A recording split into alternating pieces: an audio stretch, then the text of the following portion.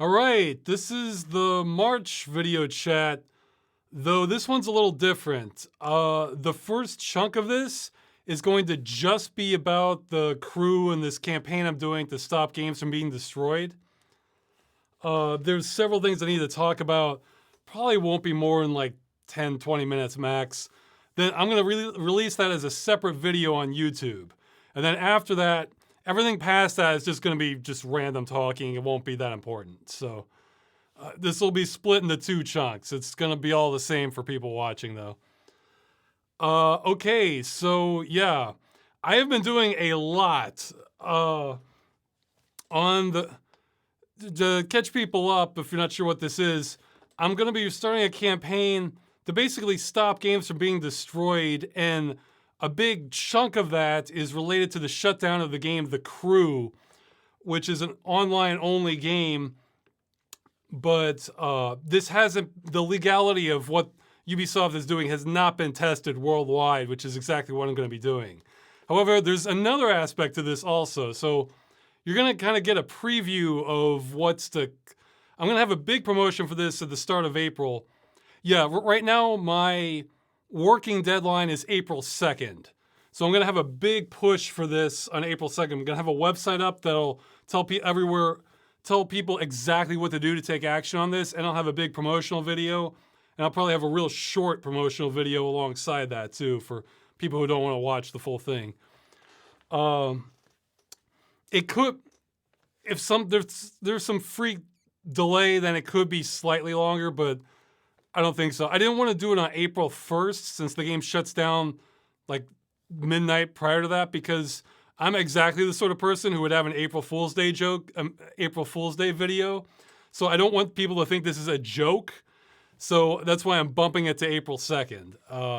It can wait a day. The timing on this doesn't have to be quite that tight, but oh man, there's so I say more game dungeons, less worrying about the crew. It's coming. Hey, this is just, when I think of this, there's a game called Serious Sam's Bogus Detour. That's what this feels like. This is a bogus detour I'm doing, but it should be very wrapped up as far as like the workload on my end by April 2nd.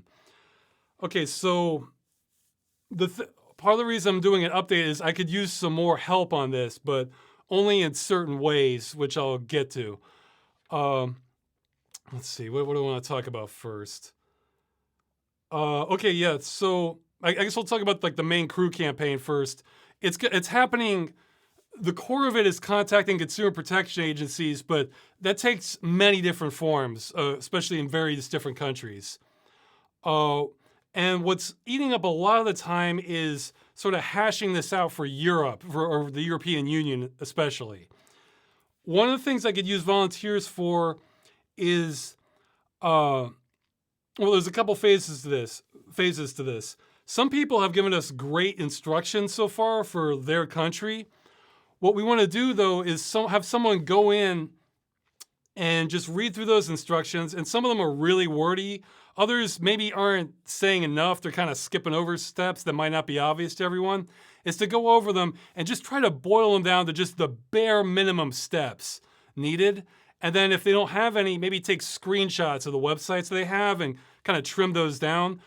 Basically, just look at the instructions that have already been done and try to kind of format them and clean them up. Oh yeah, and the way to contact me is my email, rosswscott@gmail.com. It's also on the YouTube page if you go to About and How to Contact, that sort of thing. So, volunteer to just basically kind of clean up instructions. And another volunteer or more there's some countries we don't have yet. I'm trying my best to cover all the European Union if we can. So many things to explain on this. This is like a stopwatch. I mean, like a mechanical stopwatch with so many gears involved. The other thing is for countries we don't have, I think we do have somebody working on Hungary, but let's say, for example, Hungary. What you would do, a lot of the process follows the same format for the vast majority of these countries for the parts we need instructions on. So what we might do is send you to that site, and you could use Google Translate or something and just try your best to detail like what they're asking for at each step. And then we can document that and kind of format it. And then someone else can retranslate it back into the native language of that country later. So that's kind of two different phases of that. I'd say we have like over half of the instructions we need, but not all of them. Now, to talk more about what's going on with that, though, again, there's multiple. I'll have all the details in the video in April, but there's multiple agencies to contact. However, for many, not all of them, but for many countries inside the European Union, I might have had a bunch of dead ends on that last video I put up last time, where the Consumer Protection Agency in that country is only for businesses operating in that country. And since our issue is with Ubisoft, which is located in France, you go to a different agency entirely to try to resolve that. And the general response tends to be to go to the European Consumer Center network. However, some people have tried contacting them already, and the results are just all over the place. Like, I think we have one saying Ubisoft can do whatever they want because, it's you signed the license agreement. He'd agree. Several are saying it's unclear. One of them saying there is no law on this. We can't do anything, or we'll have to send you to a court or something. Others are saying, well, no, by the wording of this, it sounds like Ubisoft should be obligated to provide this service indefinitely, which isn't even what we're asking for. So it's just schizophrenic. There's no consistency at all coming from the European Consumer Center. So that automatically is kind of downgraded how the priority of this. I am going to have an option for every owner of the crew. Like, even if you got it for free, there is going to be an option for everyone.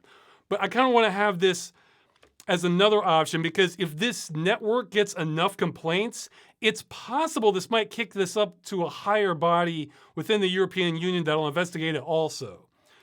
We're going to be coming at this from so many different angles because this is all independent of stuff we're doing in France, which is going to have 3 different paths.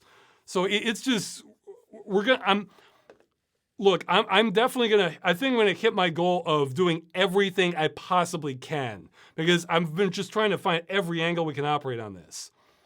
But, but for a few countries, it's unclear if the National Consumer Agency can take action or not. I think Sweden is one of those where we're just not sure.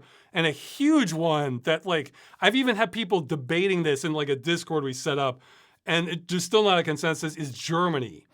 Germany, okay, our main options seem to be the National Consumer Agency is called I'll probably butcher the pronunciation, Verbraucher Zentral. However, there's also the EVZ website, which is sort of the European portal, and that's part of the ECC network. And again, they were one of the branches replied saying there is no law on this. We don't know what to do, essentially. But you might get a different answer from another one. So I have a plan to increase our odds on that, but I don't have to go over that now.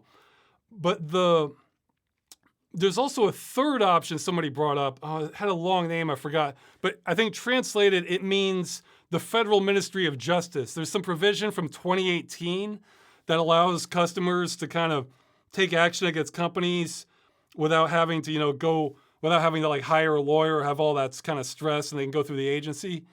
So I'll have links for all of this in the YouTube description. But if you have any clue as to which one we should be contacting, or more than one, that would be helpful because it's, Germany in particular is very confusing about how we should be acting on this. Or maybe we go to some if you don't have a proof of purchase for the game, but you're still an owner and want to lodge a complaint. But others you should go to if you do still have your proof of purchase. So yeah, that's not clear. And another thing we could use more research help on is Canada, where the consensus seems to be that we can't really do much at the federal level, but by province, you might be able to do some action. I don't think we're going to cover every province, but just try and get the biggest ones. So Quebec, Ontario, British Columbia, and Alberta are probably the big ones to hit. So if you think you can help with any of that, basically, like, how do you file a complaint in one of those provinces? Like, what's going to be required, that sort of thing. So that's another thing people can help with. And let's see, do I have any other? Oh yeah, for France, I could use more of the same, essentially, from that. Well, no, there's two things. Again, this is like a clockwork operation here because we're going to be hitting everything. For France, I can use more of what I asked for last time, which is you can just follow the directions on the last video to a T. I'll timestamp it. Where you're basically going to be sending registered mail to Ubisoft directly, lodging your complaint. Again, I will pick up the tab for the cost of sending registered mail if you email me with a copy of your receipt. Although I have to be careful because one person sent me that and I caught it in the spam folder. So I'm glad I caught that, but if you did message me about that and you haven't gotten any response, try just sending me another regular email and make sure it gets through. Or worst case, you can try that alternate email. But I'll get you your money. I just want to make sure that it doesn't set off spam filters somehow. But yeah, so you'll send a register, and that's the first step for some other steps. But also for France, although this extends to, okay, now this part, we probably want to wrap up in the next 2 weeks before April.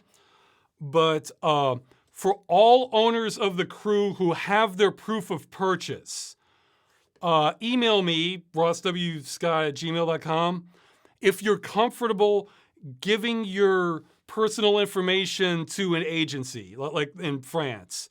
So this would be, I think it's just going to be your name and address, and you don't have to send your receipt most likely, but you do have to use your receipt to find out exactly when you purchased the crew and for how much.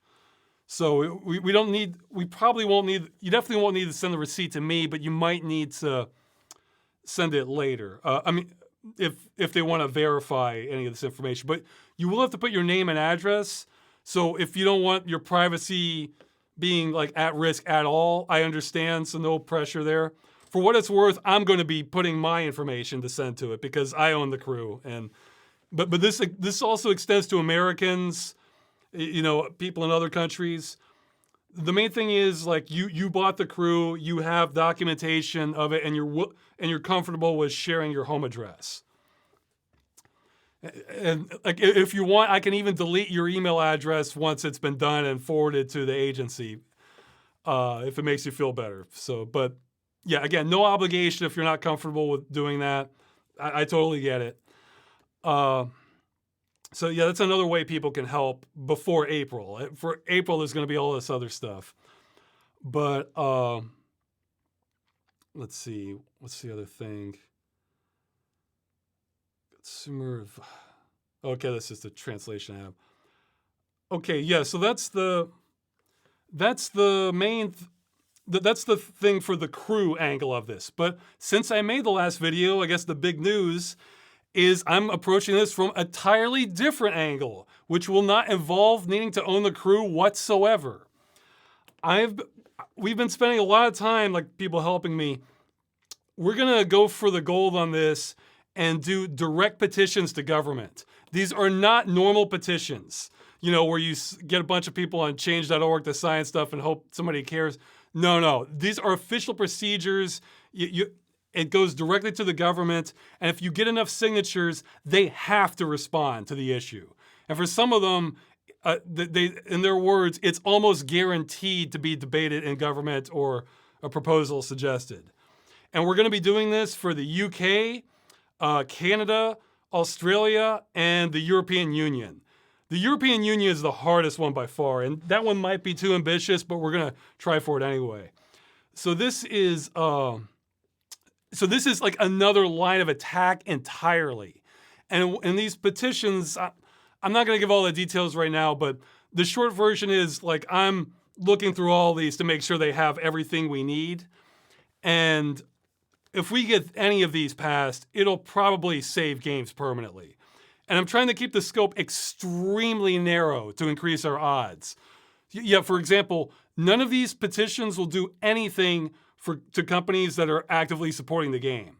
So there'll be no restrictions whatsoever on companies while they're supporting it. It's only once they end support that we're petitioning to have like actual requirements of the company for it to be in a working state. There's more complications to that, and it's different for each country, like the character limit, that sort of thing. And I have a good announcement. As of this morning, UK time, the UK is the first group out of this to submit their petition.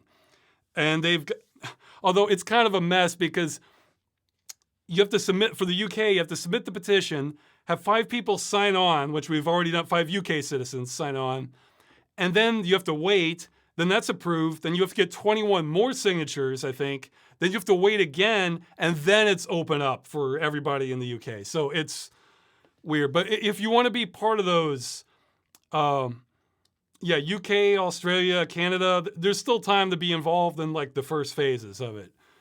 Again, you can email me about that too. Now, the European Union is a different animal altogether. This one is going to require an absolute ton of signatures, but we'll have a long time to do so. So I'm not worrying about that part right now. But what we do need is we need 7 organizers. And these have to be people who are European Union citizens and residents. So you have to be EU citizen and living in one of the EU countries. But it's unclear to me what the exact requirements are. At face value, it looks like you just need to put your name and personal information on it and then, respond if you got phone calls on it or that sort of thing. Because, with the volunteers and everybody, we're going to be doing the heavy lifting and all the organizing as it is. So, but we want to, have like actual bodies as part of the requirements for this. And they have to be from 7 different European Union countries. We have several lined up already. We might even be able to pull that from the existing pool of volunteers. But if you'd be interested in being part of that, like a founding father or whatever, email me. We can get you involved. But the trickier one is, on top of that, we also need a spokesperson and a backup spokesperson.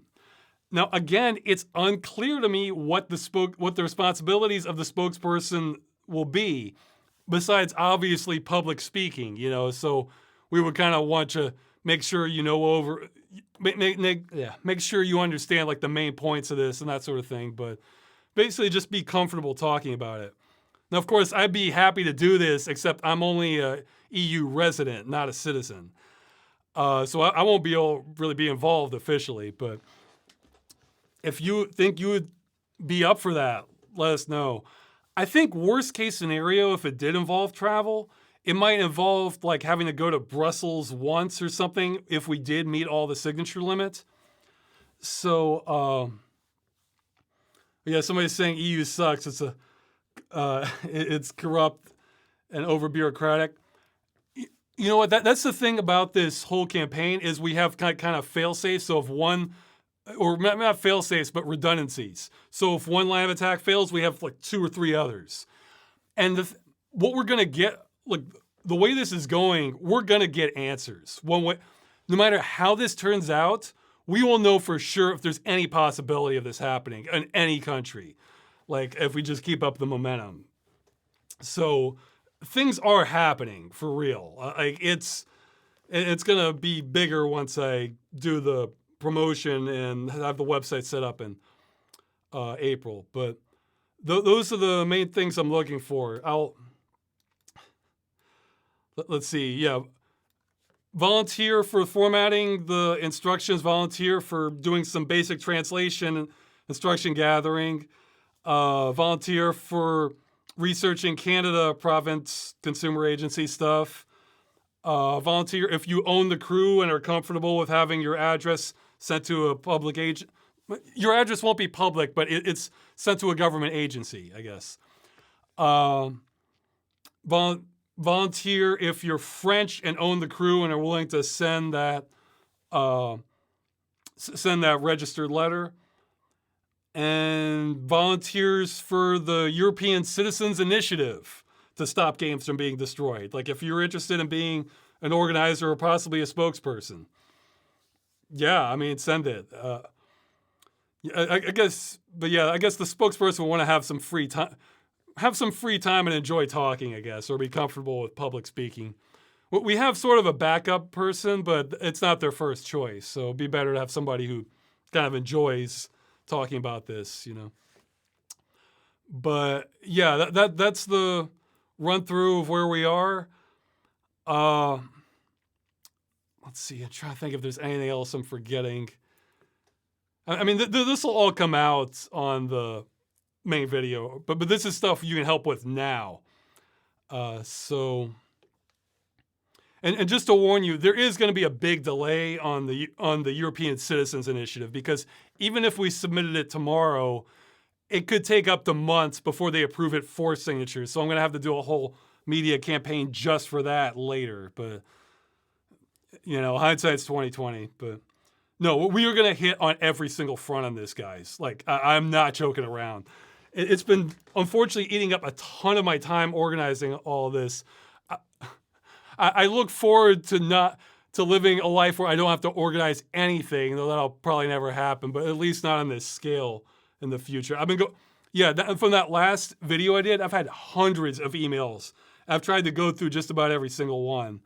So and then sort it and figure out who's doing what. And it's kind of overwhelming, but things are going to happen. Like, this is going to be the biggest campaign of anything like this, I think, that's been ever done. Like, I don't think people have put in the footwork on this before. So, yeah, okay. So I think that's it for now, unless people have like last minute questions. You can do at Ross Broadcast. But I mean, for more casual stuff, I'll answer later. But I think I'm going to end it here for the crew discussion. So this will be the end of this video on YouTube. Yeah, so some of these things I don't need the entire mob of the internet replying to. Like for example, some of these government agencies, we only need like a dozen or two people, and then that'll be plenty, and it'll actually kind of work against us if we're overwhelming the agency. That's why I'm bringing this up here and not, shouting on the rooftops of the entire internet about it. So you're kind of the VIP crowd watching this for helping get things done. The stuff I need to shout to the entire internet will be on April. But, yeah. Oh, yeah, that was the other thing. If you want to be involved in any of the other petitions, besides the European one, you still have a window for some of them. So, they could put me in a terrarium for observation, apparently. So, okay, I think that's a good place to end this for the crew talk. I doubt anything super important will come up with the rest. So, okay, I'm going to stop it here.